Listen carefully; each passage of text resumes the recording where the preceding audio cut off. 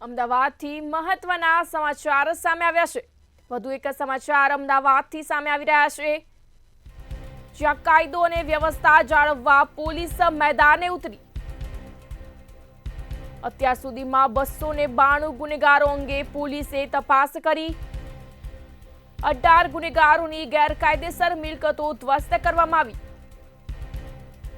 27 આરોપીઓના ગેરકાયદેસર વીજ જોડાણોની પણ કાર્યવાહી કરાઈ।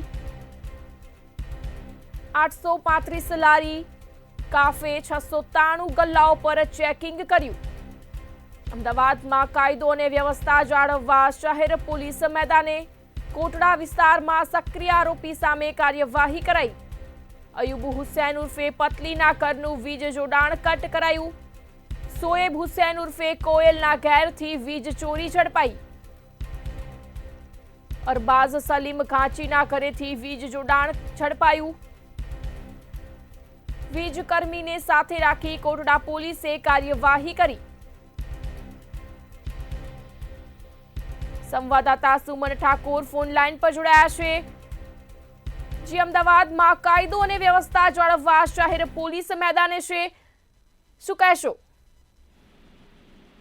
જી ક્રીના, કહી શકાય કે શહેર કોટડા પોલીસ વિસ્તારમાં સક્રિય આરોપી સામે સતત કાર્યવાહી જે છે તે થઈ રહી છે। 3 આરોપીના ઘરે ગેરકાયદેસર વીજળી જે જોડાઈને લઈને કાર્યવાહી હાથ ધરવામાં આવી છે।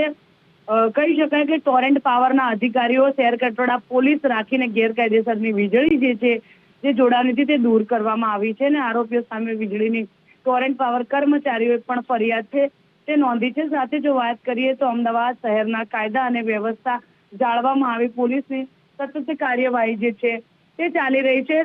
શહેરમાં પોલીસમાં અત્યાર સુધીમાં 292 ગુનેગારોની ચકાસણી છે તે કરવામાં આવી છે। 18 ગુનેગારોની ગેરકાયદેસર મિલકતો જે જપ્ત કરવામાં આવી છે અને 23 આરોપીઓની ગેરકાયદેસર વીજળી જોડાણે શોધી કાર્યવાહી છે તે કરવામાં આવી છે। આ ઉપરાંત 835 લારી, કેક તથા 693 ગલ્લાઓનું પણ ફૂલ ચેકિંગ કરવામાં આવી રહ્યું છે અને હાલ તો અમદાવાદ શહેરમાં કાયદા અને વ્યવસ્થા છે તે જાળવવામાં આવી રહી છે। પોલીસ અને એએમસીની અને સાથે ટોરેન્ટ પાવરના અધિકારીઓની સતત કાર્યવાહી જે છે તે હાથ ધરવામાં આવી રહી છે। જી, વિગતો બદલ આભાર।